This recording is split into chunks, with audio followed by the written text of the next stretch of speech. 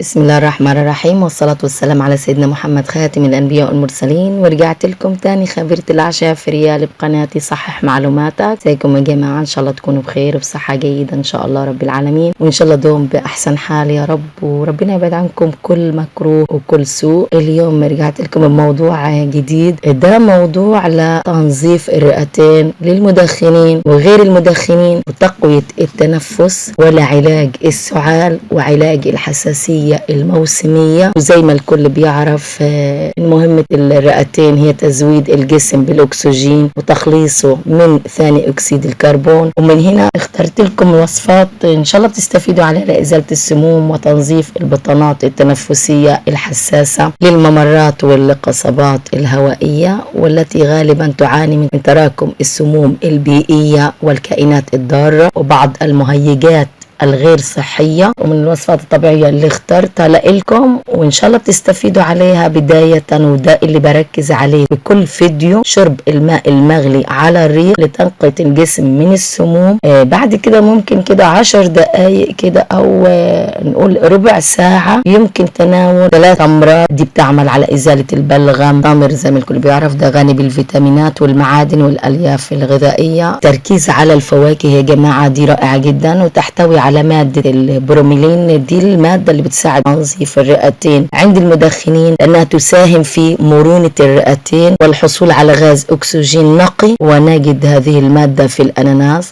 تناول البهارات والتوابل الطبيعية دي نتناولها على الأطعمة، بتعمل على تنظيف الرئتين من المخاط الزائد المترسب على الرئتين بسبب المواد الكيميائية التي تحتويها السيجارة. ومن هذه التوابل زنجبيل المطحون، ده يعزز صحة الرئتين ويحسن أدائها عن طريق تخفيف كمية الملوثات الموجودة في المجاري التنفسية، وده بيساعد على علاج سرطان الرئة. كمان عندنا البصل، ده بيملك خصائص مضادة للأكسدة والالتهابات، ويعتبر البصل مضاد حيوي طبيعي لاحتوائه على فيتامين ج وبي 6 والبوتاسيوم والأوميجا 3. الثوم فعال جدا خاصة للمدخنين، فهو يقلل من خطر سرطان الرئة ويحمي الرئتين ضد الأعراض المختلفة. تناول مشروب العرق سوس، ده يخفف ويرطب تهيج أو التهاب الأغشية المخاطية ويقلل حدوث التشنجات التي تؤدي إلى السعال. ويعتبر العرق سوس عشبة مهدئة احتوائها على قدر كبير من الصمغ النباتي، ويعرف العرق سوس بخواصه المضادة للميكروبات وعلاج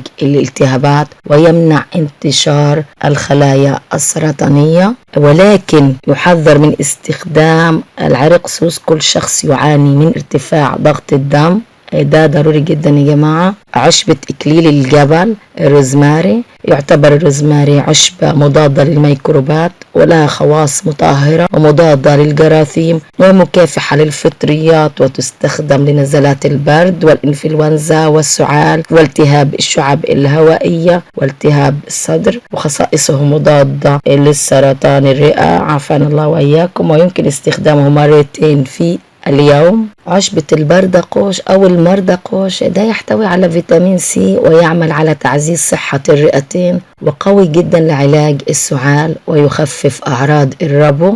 ده يستخدم مشروب كاستخدام المضاد الحيوي، ده له فترة معينة لحين الاستفادة. هو فوائده كتير رائعة، لكن كمان الاعتدال حلو بكل حاجة. نقول الاستخدام ده ممكن نستخدمه كمشروب مرتين في اليوم. الزعتر، يستخدم الزعتر كمادة طاردة للبلغم ومضادة للالتهابات التي تؤثر على التنفس ويمنع تطور الميكروبات التي يمكن أن تؤدي إلى المرض. كذلك يستخدم لعلاج الحساسية الموسمية والبرد والإنفلونزا والربو المزمن، وده ممكن ناخده مرتين في اليوم. ومن النصائح الهامة لتنظيف الرئتين الإقلال من المأكولات التي تحتوي على تركيز صوديوم أو ملح شديد. الإقلال جدا من المشروبات الغازية التي تحتوي على نسبة عالية من الصودا. الإقلال من تناول اللحوم الحمراء لأنها تزيد من مخاطر ترسب المواد الكيميائية في الدم. الإقلال من أكل الوجبات السريعة